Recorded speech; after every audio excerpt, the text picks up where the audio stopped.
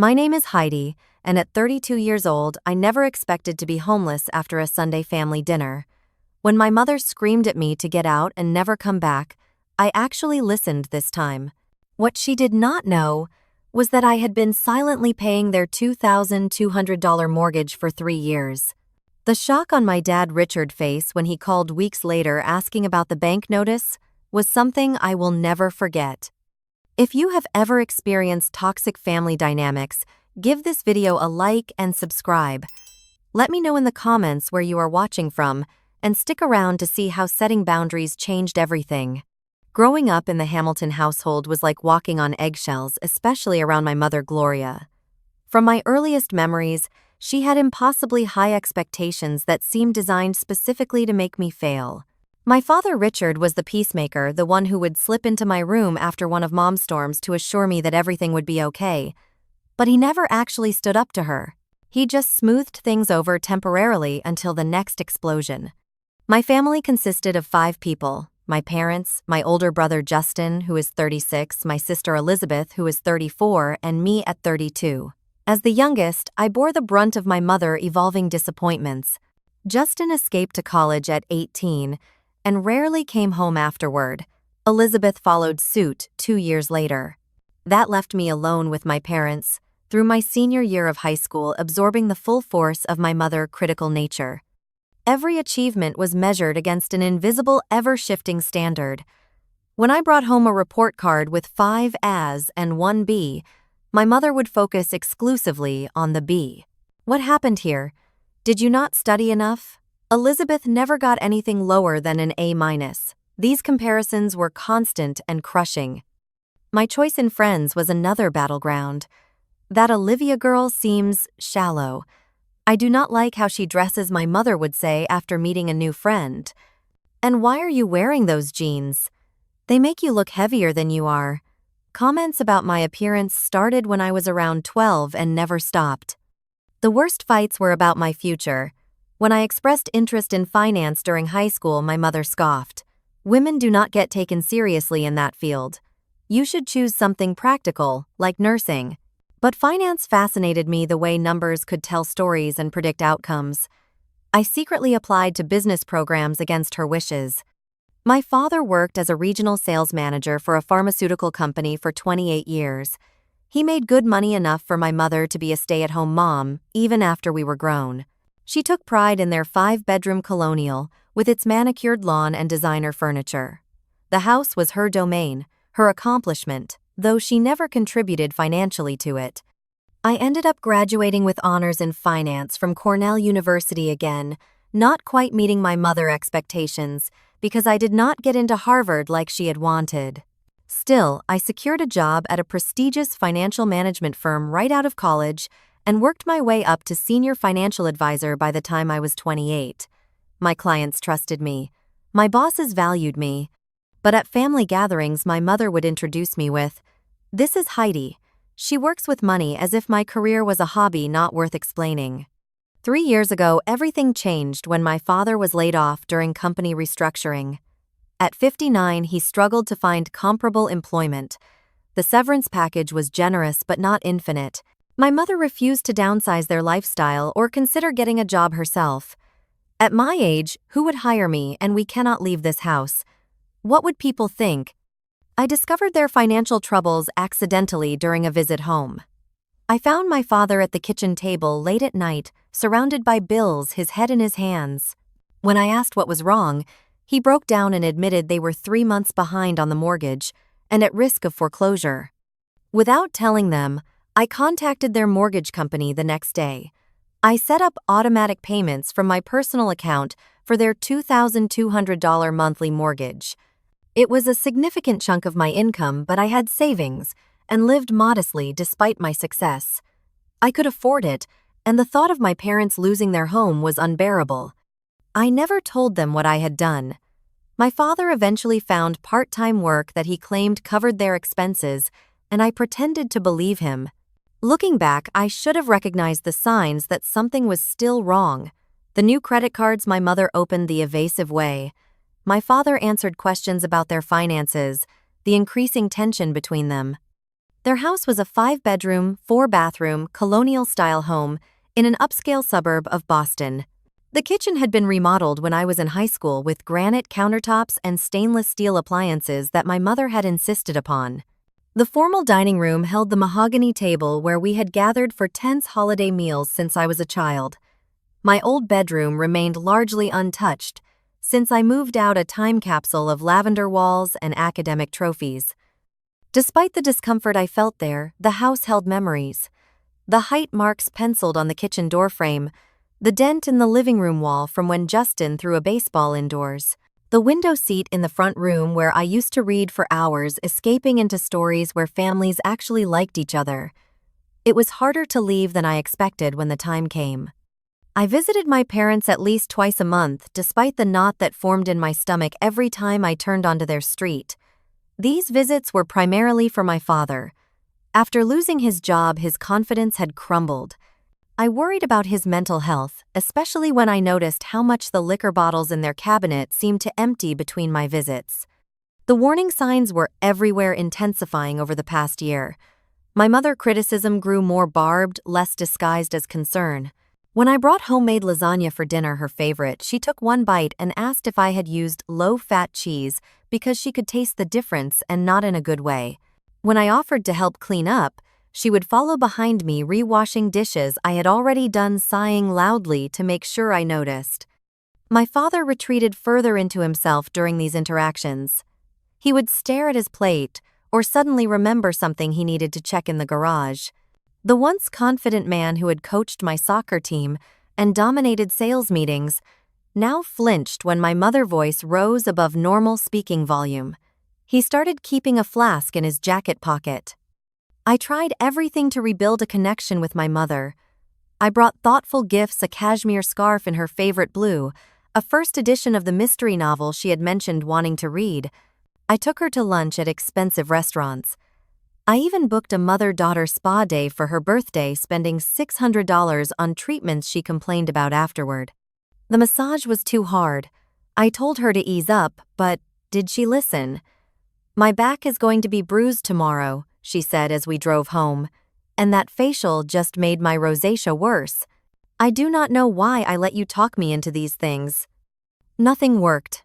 Every gesture was met with criticism or suspicion. "Why are you being so nice all of a sudden?" "What do you want?" she asked once, as if kindness could only be transactional. My best friend Sophia saw through my forced cheerfulness when I would return from these visits. One night over wine in my apartment, I finally broke down and told her everything, including the mortgage payments I had been making in secret. "Heidi, honey, this is not normal or healthy," Sophia said, refilling my glass. "You are 32 years old, successful, brilliant, and beautiful, and you are being emotionally abused by your mother while bankrolling their lifestyle." "They are my parents," I protested weakly. "What am I supposed to do? Let them lose their house." "Maybe they should lose the house," Sophia countered. "Maybe they need a reality check. Your mom refuses to work, they will not downsize, and meanwhile you are sacrificing your own financial future. Where are your boundaries?" I did not have an answer. In our family, boundaries were seen as selfish, especially when set by children against parents. My mother firmly believed in the honor thy father and mother commandment, selectively interpreting it to mean, do whatever we say without question. The cultural expectation weighed heavily too. In our community, adult children were expected to care for aging parents. At church, at neighborhood gatherings, the worst thing you could be was an ungrateful child who abandoned family responsibilities. The fact that my parents were only in their early 60s and perfectly capable of supporting themselves with adjustments to their lifestyle seemed irrelevant against the weight of these expectations. So I continued the visits, the payments, the emotional gymnastics. I started having panic attacks the night before, seeing them, my chest tightening until I could barely breathe. My therapist suggested reducing contact, but the guilt was overwhelming. What kind of daughter would I be if I abandoned them now? What I did not fully recognize then was how my mother's resentment toward me had been growing alongside my success. Each promotion, each client commendation, each financial milestone I reached seemed to deepen her bitterness. She had given up a promising career in real estate to raise children, a fact she reminded us of frequently. Seeing me thrive in my chosen field, unmarried and child-free by choice, contradicted everything she had been taught about a woman's worth and purpose. "When are you going to settle down?" became her constant refrain. "Careers are nice, but family is what matters in the end." No one wishes they had spent more time at the office on their deathbed. The irony that she seemed to actively dislike her own family was apparently lost on her. The final warning sign came 2 weeks before everything fell apart. I had stopped by unannounced on a Tuesday evening, bringing dinner from their favorite Italian restaurant. I let myself in with the key they had given me years ago and heard my mother's voice from the kitchen. "She thinks she is so special with her fancy job and her fancy apartment," she was saying, presumably to my father. "Little Miss Perfect, always showing off. Does she think we do not see right through her?" I froze in the hallway, the paper bag of food growing heavy in my arms. "Gloria, please," my father's voice sounded tired. "She is just trying to help." "We do not need her help," my mother snapped. "We were fine before she started interfering. I raised her better than this to be so condescending." I backed away silently and left without them ever knowing I had been there. I sat in my car for 20 minutes, shaking before I could drive home. That night I called Sophia and cried until my throat was raw. "Next time will be different," I promised myself, as I had countless times before. "Next time I will stand up for myself." But old habits die hard, and the fear of confrontation had been conditioned into me since childhood. I did not know then that next time would be the breaking point for all of us. My father's 60th birthday fell on a Saturday in April. Despite my anxiety after overhearing my mother's comments, I decided to go home for the weekend to celebrate with them. I brought an overnight bag and a carefully wrapped gift box containing a Rolex watch I had spent months saving for. It was the exact model my father had admired in a magazine years ago, saying, "Maybe when I retire." With his job loss, that retirement, Rolex had become an impossible dream, and I wanted to give him something special to lift his spirits. The tension was palpable from the moment I arrived. My mother greeted me with a stiff hug and immediately commented on my hair. "Oh, you cut it again." It was finally getting to a nice length. I had actually grown it out for months, but correcting her would only lead to an argument. I had arranged for dinner reservations at an upscale steakhouse my father loved, but my mother vetoed the plan. I already made his favorite pot roast. No need to waste money at those overpriced restaurants. So we ate at home at the formal dining table, set with the good china that only appeared on special occasions. The conversation was stilted. I asked about their friends, the neighbors, my father's garden. Each topic eventually circled back to some complaint or criticism. The pot roast was delicious, I had to admit, but the meal felt endless. My father drank 4 glasses of wine and grew quieter with each one. When it came time for presents, I nervously handed over the blue gift box. My father opened it slowly, and his expression when he saw the watch was everything I had hoped for: surprise, delight, disbelief. "Heidi, I cannot accept this." "It is too much," he stammered, even as he removed it from the box and turned it over in his hands. "Of course you can," I insisted. "You deserve it, Dad. Happy birthday." My mother's face had gone rigid. "How much did that cost?" she asked sharply. "Gloria," my father warned, but she ignored him. "Must be nice to have so much disposable income," she continued. "Meanwhile, we are counting pennies for groceries." The evening deteriorated from there. My father tried to smooth things over, but the damage was done. I went to bed early in my old room, texting Sophia, "Remind me why I do this to myself." Her response was immediate. "Because you are a good person who loves her dad. Hang in there. Call if you need me." The next morning, I woke early and went downstairs to make coffee. The house was quiet, my parents presumably still asleep. As I waited for the coffee to brew, I heard their voices drifting from the study across the hall. The door was partially open and their words carried clearly. "We cannot keep doing this," Gloria, my father was saying. "The credit cards are maxed out. The property taxes are due next month. We have to tell her." "Tell her what?" my mother snapped. "That we are failing. That is exactly what she wants to hear so she can swoop in and play savior. That is not fair. She would help us if she knew. I am not taking charity from my child. We will figure it out. How I am working part-time at a hardware store making a fraction of my old salary. You refuse to get even a part-time job. We are underwater, Gloria. Their voices dropped, and I strained to hear. My heart was pounding. They were in worse shape than I had thought, and my father had been hiding it from me despite my help with the mortgage. When they came into the kitchen 20 minutes later, I had made a decision. I would offer to help them create a financial plan, something sustainable that would allow them to keep their home and dignity. It was literally my job to help people in financial crisis, and I could do this for them. I waited until we were all seated with coffee before speaking. Mom, Dad, I could not help overhearing some of your conversation earlier. I know things have been tight since Dad lost his job and I want to help. My mother's face went white, then red. You were eavesdropping on us. No, I was in the kitchen. Your voices carried. I took a deep breath. Look, financial planning is what I do professionally. Let me help you create a budget, maybe look at refinancing options for the house. So now we need your professional help. My mother's voice had taken on the dangerous edge I recognized from childhood. You think we are incompetent, that we cannot manage our own affairs. That is not what I said at all. I tried to keep my voice calm, but it sounds like things are serious, and I have resources and knowledge that could help. Of course you do, she said sarcastically. Little Miss Perfect with all the answers. You have no idea what the real world is like. You have had everything handed to you. The unfairness of this statement stunned me.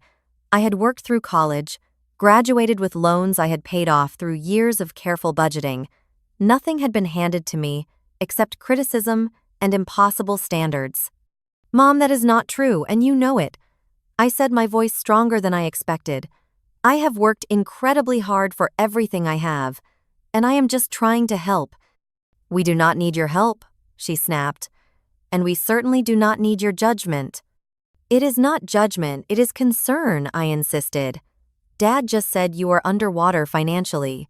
The property taxes are due. Your credit cards are maxed out.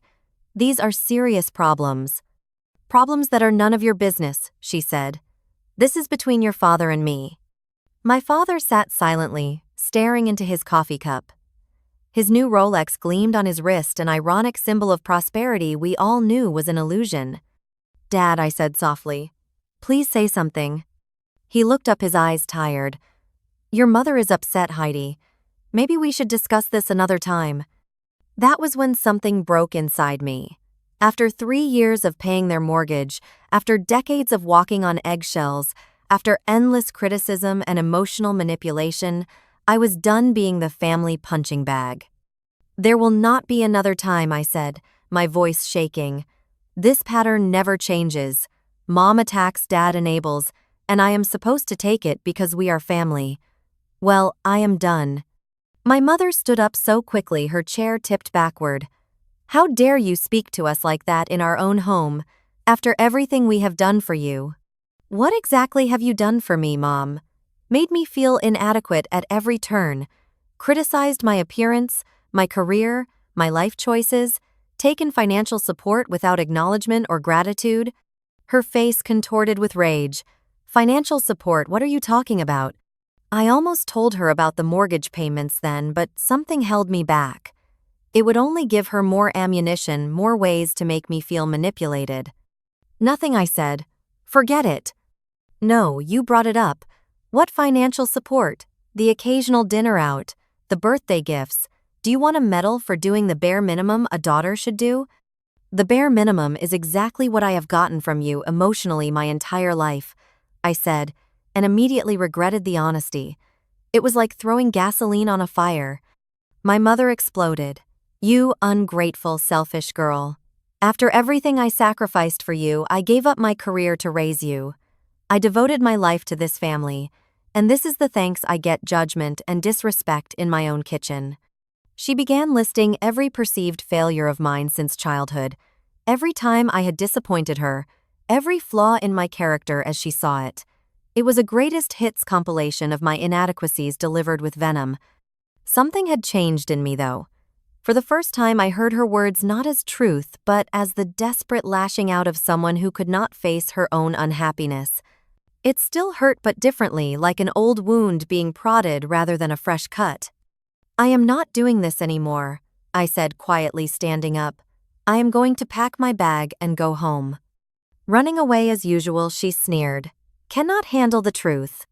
The truth is that you are angry and bitter, and you are taking it out on me because I am a safe target," I said. "The truth is that I have been paying your mortgage for 3 years without telling you because I knew you would react exactly like this, making it about your pride instead of practical solutions." The room went silent. My father's face drained of color. My mother's mouth opened and closed without sound, for once speechless. Then she found her voice, and it was ice cold. "Get out." "Mom," my father started, but she cut him off. "Get out of my house," she repeated. "Get out and never come back. If you think we are such burdens, such failures, then you are free of us. Go live your perfect little life and leave us alone." I looked at my father, searching for any sign that he would stand up for me, for us, for the possibility of healing this broken family dynamic. He looked away. "Okay," I said simply. I walked upstairs, packed my overnight bag with mechanical movements, and came back down. My mother had moved to the living room window, her back to the entryway. My father stood helplessly in the hallway. "Heidi, she does not mean it," he whispered. "Give her time to calm down." "She means it," I said. "And for once, I am going to take her at her word." I walked out the front door, closing it quietly behind me. As I drove away, I glanced in the rear-view mirror at the house where I had grown up, never suspecting it would be the last time I saw it as someone welcome there. The 40-minute drive from my parents' suburban home to my apartment in the city passed in a blur. My hands gripped the steering wheel so tightly my knuckles turned white. I did not cry. I did not scream. I just drove numb and hollow, as if someone else was controlling my body. When I arrived home, I sat in my parked car for nearly an hour, unable to summon the energy to go inside. Finally, my phone buzzing with a text from Sophia broke the trance. "How's the birthday weekend going?" "Surviving." I called her immediately, and to my surprise, my voice was steady as I recounted what had happened. It was only when I reached the part about my mother's final words that my composure cracked. "She told me to get out and never come back," I said. And then the tears came hot and relentless, and I left Sophia. I just left. "Where are you now?" she asked, concern evident in her voice. "In my car outside my building." "I am coming over. Do not move." 20 minutes later, Sophia arrived with a bottle of wine and a bag from the deli down the street. She took one look at me, still sitting in my car, and opened the passenger door, sliding in beside me. "First hug, then food, then wine. Then we figure this out," she said, pulling me into her arms. I spent that night on Sophia's sofa, unable to be alone with my thoughts. The next day was Sunday, and she called in sick to her job on Monday to stay with me. By Tuesday, I had to return to work, though I was barely functional. I went through the motions with clients, my professional mask firmly in place, but inside I was unraveling. My father called several times that first week. I let each call go to voicemail. His messages were vague. "Please call me back, Heidi. We need to talk." No apology, no acknowledgement of what had happened. Just a request for me to once again be the bigger person, to smooth things over as I had done my entire life. There were no calls from my mother. After 10 days of emotional limbo, I made an appointment with a financial advisor colleague to discuss my own situation. I had been paying $2,200 monthly toward my parents' mortgage for 3 years, totaling nearly $80,000. Money I could have put toward my own home, my retirement, or simply enjoying the fruits of my hard work. "Legally, you have no obligation to continue these payments," my colleague Diane advised. "The mortgage is in their names. You are not a co-signor. You have been making a gift, essentially." "What will happen if I stop?" I asked. "They will receive notices of non-payment. Eventually, if they cannot make the payments themselves, foreclosure proceedings could begin. But Heidi, that is not your responsibility." I decided to stop the automatic payments immediately. It was both terrifying and liberating, like cutting a cord that had both connected and constrained me. The next step was finding my own place to live, a permanent home, rather than the series of rentals I had occupied since college. With the mortgage payments off my monthly budget, I could now afford to look at condos and small houses in neighborhoods I had previously considered out of reach. 2 weeks after the blow-up, I put a deposit on a sunlit 2-bedroom condo in a converted Victorian house. It had bay windows, hardwood floors, and most importantly, it was mine. No one could tell me to get out. No one could make me feel unwelcome in my own space. During this time, I also started seeing a therapist, Dr. Martinez, who specialized in family trauma. Our first session was revelatory. "What you are describing sounds like a lifetime of emotional abuse," she said, after I recounted my childhood and recent events. "Your mother exhibits classic narcissistic behaviors, and your father is what we call an enabler." "But she is not always terrible," I protested weakly. "Sometimes she can be loving, especially when I am doing exactly what she wants." "That is part of the cycle of abuse," Dr. Martinez explained. "The periods of apparent normalcy or even affection keep you hoping things will change. They keep you coming back. But has the fundamental dynamic ever really changed?" I had to admit it had not. The good periods were just lulls between storms, never representing real growth or healing. Through therapy, I began to recognize patterns I had never seen before. How my mother would create crises to pull me back when I was establishing independence. How she would undermine my confidence before important life events. How she would pit family members against each other to maintain control. "What about the mortgage payments?" I asked Dr. Martinez during our third session. "Was I enabling them by paying without telling them?" She considered this thoughtfully. "Your intention was to help, but keeping it secret did prevent them from facing reality.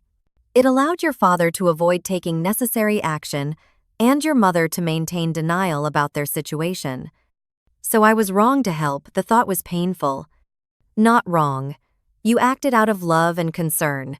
But sometimes helping can hurt in the long run.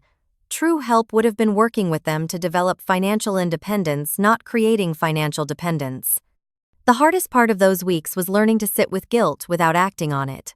When I would think about my parents possibly losing their home, my instinct was to rescue them, to sacrifice my own well-being to preserve theirs. Dr. Martinez helped me see this as a conditioned response, not a moral obligation.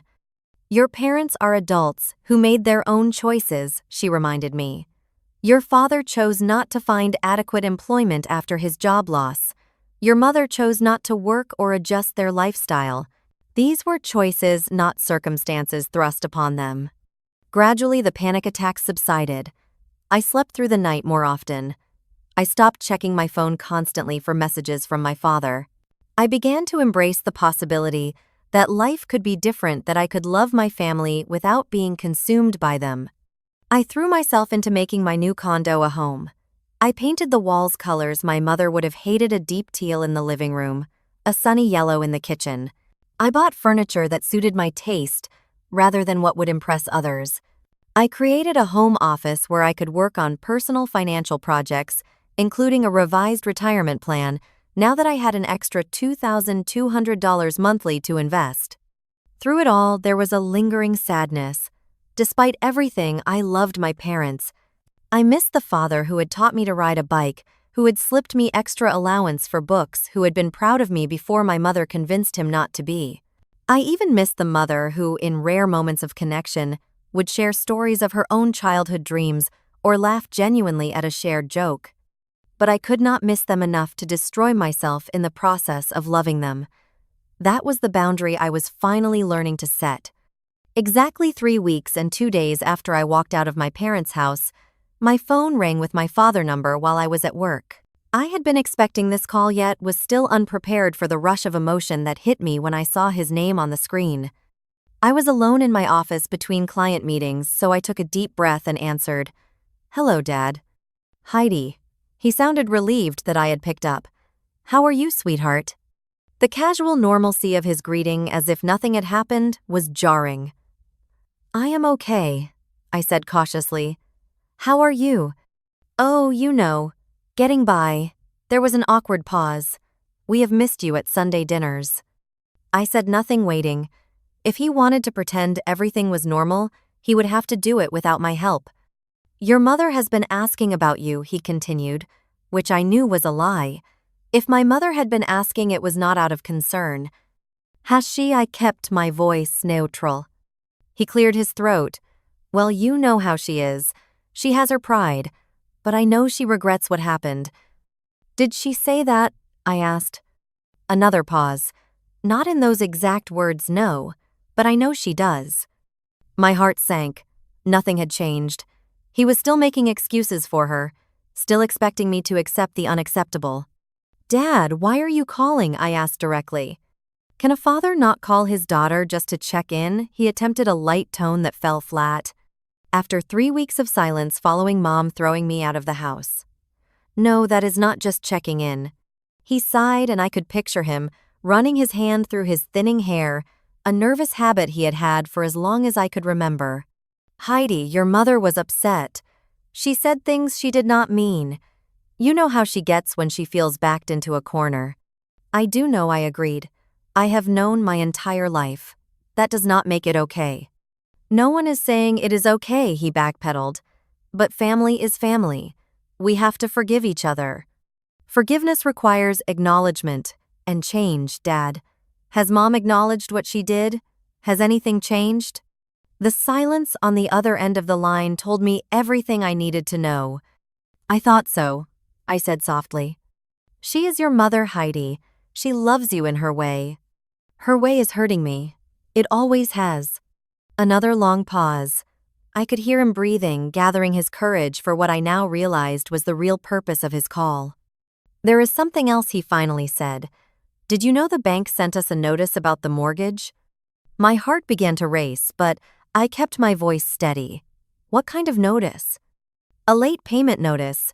Then another. They are threatening to begin foreclosure proceedings if we do not catch up. I do not understand it. The payments have always gone through automatically. Have they? I asked. Yes. For the past 3 years. Ever since. He trailed off, and I could hear the moment realization began to dawn. Heidi, what did you mean when you said you had been paying our mortgage? The moment of truth had arrived. Part of me wanted to deflect, to protect him from the reality of how much I had sacrificed while they had taken me for granted. But I was done with secrets and enabling. I meant exactly what I said, Dad. I have been making your mortgage payments, $2,200 every month, for the past 3 years. That is why they were always on time, regardless of your financial situation. The silence that followed was deafening. That is not possible, he finally said, his voice faint. We would have known. How? You never looked at the payment details, did you?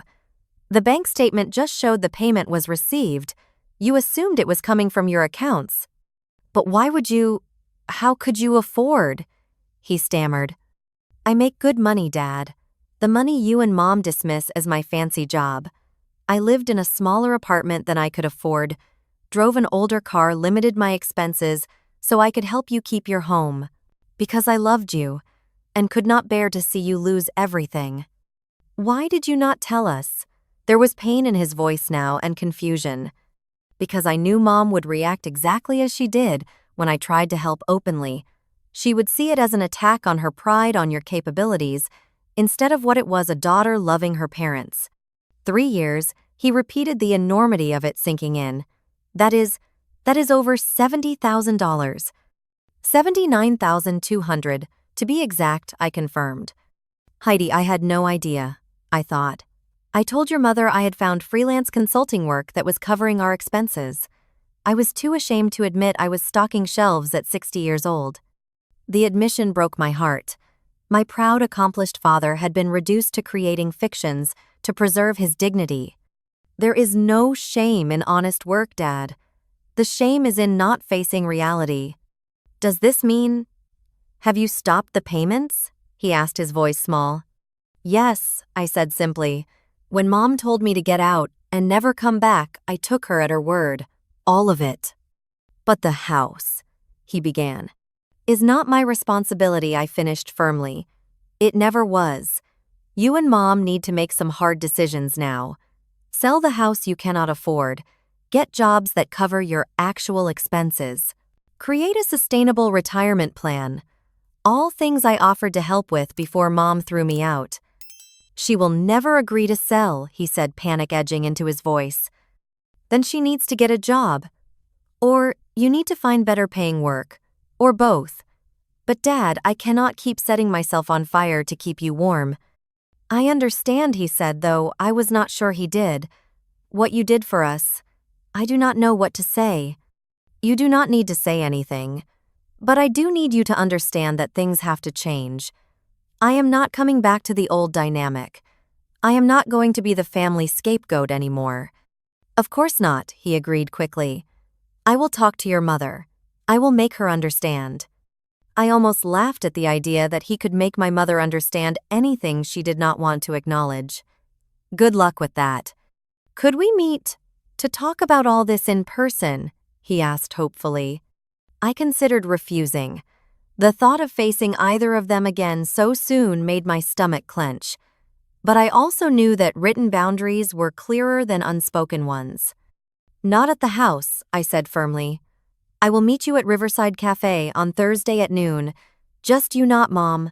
I am not ready to see her yet. He agreed quickly, thanking me repeatedly before we hung up. After the call ended, I sat at my desk shaking. I had finally told the truth and the world had not ended. In fact, for the first time in years, I felt like I could finally breathe.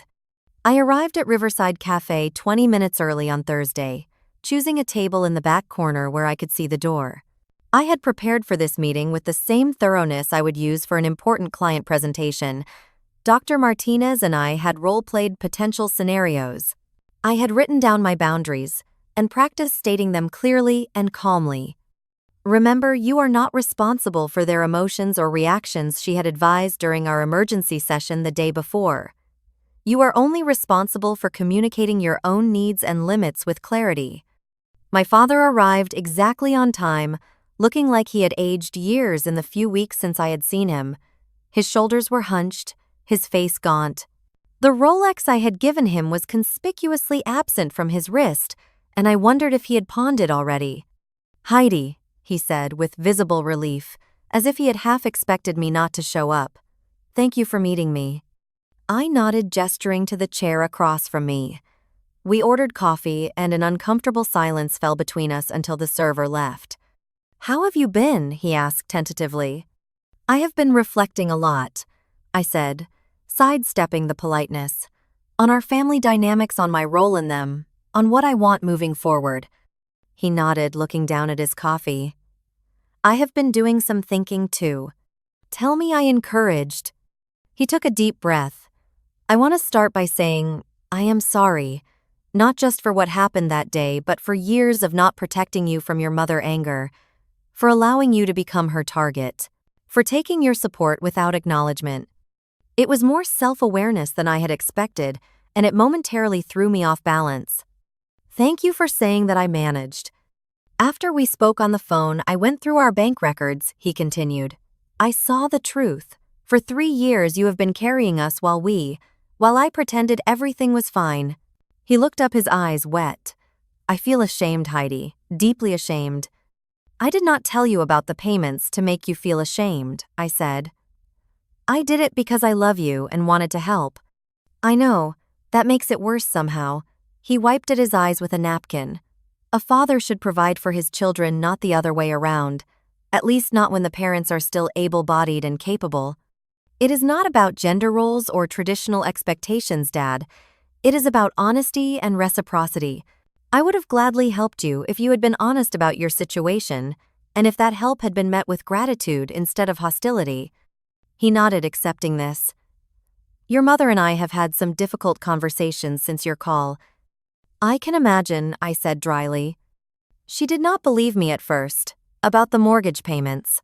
She accused me of making it up to manipulate her. He sighed.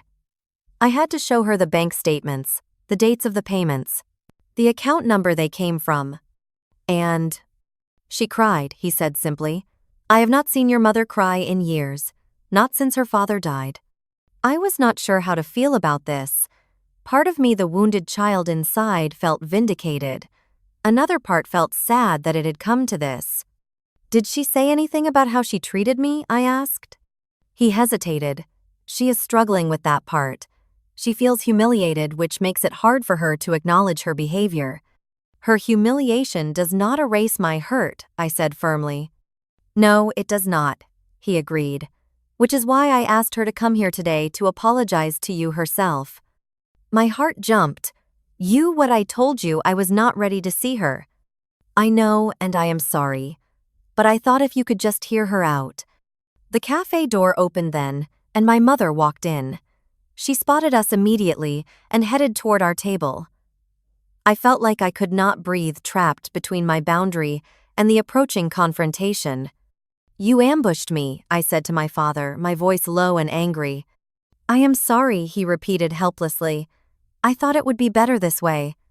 My mother reached our table, standing awkwardly beside it. She looked different, smaller somehow. Her normally perfect hair was pulled back in a simple ponytail, and she wore minimal makeup. Like my father, she seemed to have aged rapidly. "Hello, Heidi," she said, her voice uncharacteristically subdued. "I did not invite her to sit. Dad told me you were coming despite my explicit request to meet with him alone." She flinched at my tone. "Yes, I needed to see you." "Why?" She glanced at my father, who nodded encouragingly.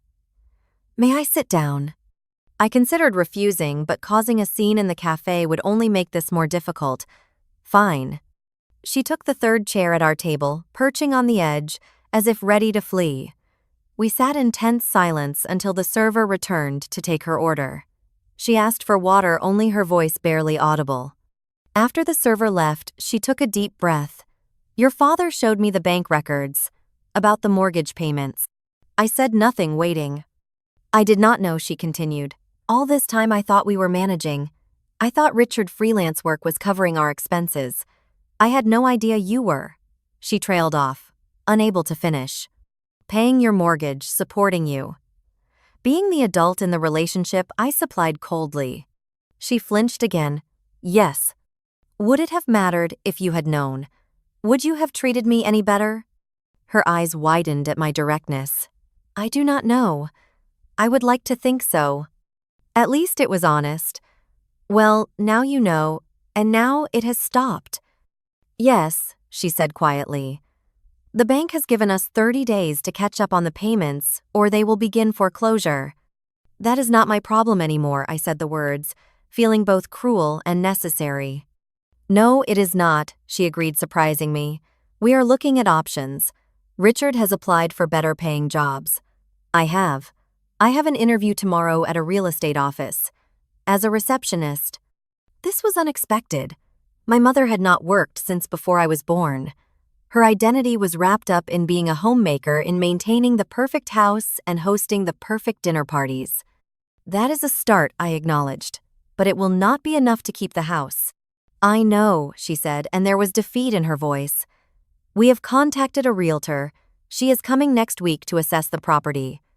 I looked at my father, who nodded confirmation. "It is the only sensible option," he said. "We should have done it 3 years ago when I lost my job." "Yes, you should have," I agreed. My mother twisted her hands in her lap. "Heidi, I know an apology is not enough. What I said to you that day, and many days before it, there is no excuse." "No, there is not," I said, still not ready to make this easy for her. "I was cruel to you. I have been cruel to you for years." Her voice broke. "I told myself it was for your own good, that I was pushing you to be your best. But the truth is, I was jealous." This admission stunned me into silence. "I gave up my career to raise you children. It was what women of my generation were expected to do. I do not regret having you, but I regret losing myself in the process. And when you became so successful, so independent, doing exactly what I had given up," she shook her head, "it was easier to criticize you than to face my own regrets." It was the most self-aware thing I had ever heard my mother say. Part of me wanted to embrace this moment of vulnerability, to rush toward reconciliation. But the wiser part, the part that had been working with Dr. Martinez knew that one moment of clarity did not undo decades of damage. "I appreciate your honesty," I said carefully, "but I need you to understand that our relationship cannot go back to what it was. I will not be your emotional punching bag anymore. I will not sacrifice my financial security for your comfort. I will not accept criticism disguised as concern." "I understand," she said quietly. "Do you?" "Because these are non-negotiable boundaries for me now. If you cannot respect them, then we will not have a relationship at all." My father reached across the table toward my hand, but stopped short of touching me. "We want to do better, Heidi. Both of us. We want to rebuild what we have broken if you will give us that chance." I looked between them, these flawed human parents of mine. "I cannot make any promises right now. I am still processing everything that happened, not just that day, but throughout my life. I need time and space." "Of course," my father said quickly, "whatever you need. And I want you both to consider therapy," I added, "individually and as a couple. There are issues here that go beyond money." My mother's mouth tightened reflexively, but she nodded. "If that is what it takes." "It is a start," I said. "As for the house situation, I cannot and will not resume payments, but I can help you create a financial plan for downsizing. I can connect you with resources for job searching. I can advise you on retirement options. That is what I can offer." "That is more than we deserve," my father said softly. "It is not about deserving," I replied. "It is about what I am willing and able to give while maintaining my own well-being." We talked for another hour, more practically now, about house values in their neighborhood, about my father's resume and interview skills, about what size home they could realistically afford on their reduced income.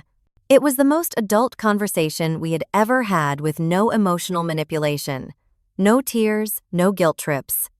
As we prepared to leave, my mother hesitated, then asked, "Would it be all right if I called you, just to check in occasionally?" "Text first," I said. "Ask if I have time to talk. Respect if I say not right now." She nodded, accepting this boundary. "I will." We parted without hugs or promises, just a tentative acknowledgement that something new might be possible, even if the old was irrevocably gone. As I drove home, I felt lighter than I had in weeks. Not healed, not whole, but moving in the right direction.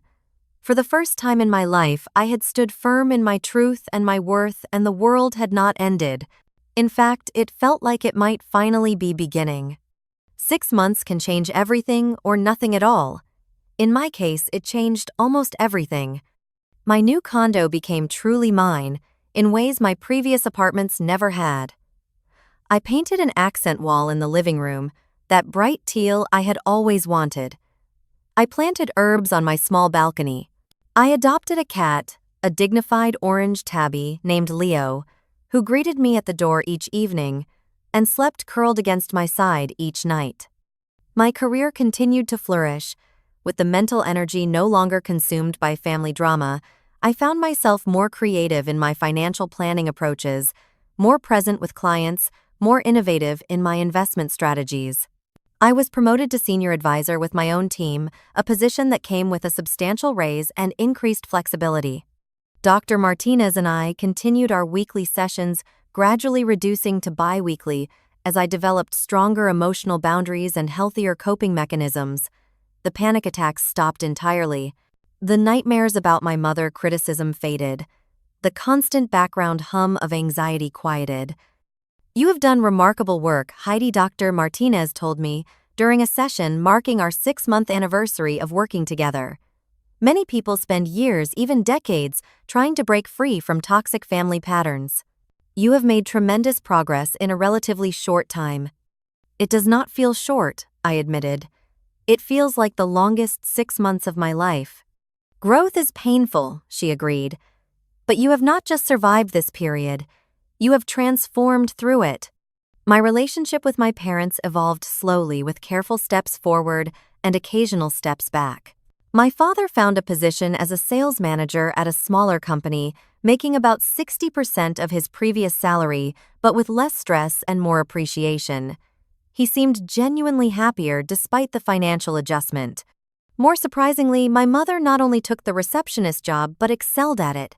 Within 3 months, she had organized the office so efficiently that they offered to pay for her to get her real estate license.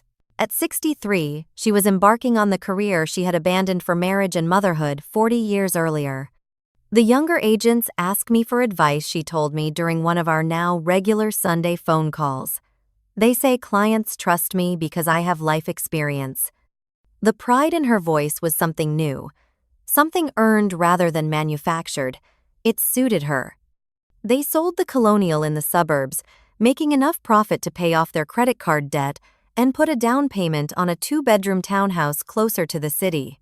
It was a third of the size of their previous home, but required far less maintenance and was within their new budget. I do not miss the big house as much as I thought I would, my father confessed when we met for lunch one day. All those rooms we never used, all that stuff we never needed. It feels good to simplify. The most significant change, though, was that my mother began seeing a therapist of her own. It was not at my insistence. She made the decision after breaking down at work one day when a client resembling me came in with her young daughter. I suddenly saw us, you and me, as we were when you were little, she explained. Before I became so critical when you still looked at me with complete trust, and I realized how much I had destroyed. Her therapist diagnosed her with narcissistic tendencies rooted in her own childhood trauma, a pattern she had unwittingly perpetuated. The work was difficult and often painful for her. There were sessions after which she would call me voice raw, from crying to apologize for specific incidents from my childhood that she had finally recognized as harmful. I accepted these apologies cautiously, neither rushing to forgive nor holding on to resentment. Tabid, Dr. Martinez helped me understand that forgiveness was a process, not a single act, and that it was primarily for my own peace rather than my mother absolution. Our new relationship was built on clearer communication and firmer boundaries. I visited them in their new home once a month, no more. We spoke on the phone weekly, but I felt free to end calls that became negative or draining.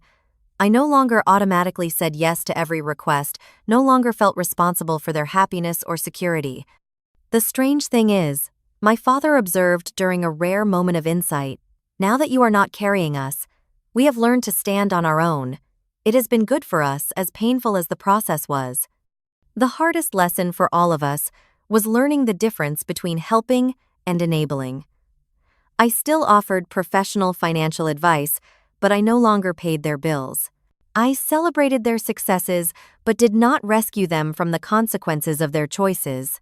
I loved them without sacrificing myself in the process. As summer turned to fall and fall to winter, I found myself reflecting on how much had changed in less than a year. The previous Christmas had been tense and performative, with expensive gifts exchanged in the grand house, everyone pretending we were the perfect family. This Christmas would be simpler in their modest townhouse, with homemade gifts and honest conversation. What I have learned, I told Sophia over dinner at my place, is that standing up for myself did not destroy my family. It transformed it into something more authentic. You gave them the opportunity to grow by refusing to stay small, she observed wisely. Exactly. And I gave myself permission to live my own life, not the one my mother had scripted for me. That script had always ended with me, married to a successful man living in a house like theirs, having children who would repeat the cycle. Instead, I was building a different story, one where success was measured by peace, rather than possessions, where relationships were based on mutual respect, rather than obligation, where love did not require the sacrifice of self. The irony was that by setting those boundaries, by refusing to continue paying the mortgage and enabling their financially unsustainable lifestyle, I had helped my parents find their own strength and independence. My mother was happier working than she had ever been as a homemaker. My father was rediscovering interests and friendships that had been overshadowed by career pressure. We were all in our own ways finally growing up. Sometimes the greatest act of love is not sacrificing everything, but rather allowing others the dignity of facing reality. Sometimes the strongest families are not those that never break, but those that learn how to rebuild differently after breaking. Sometimes the deepest healing comes only after the most painful truths have been spoken aloud.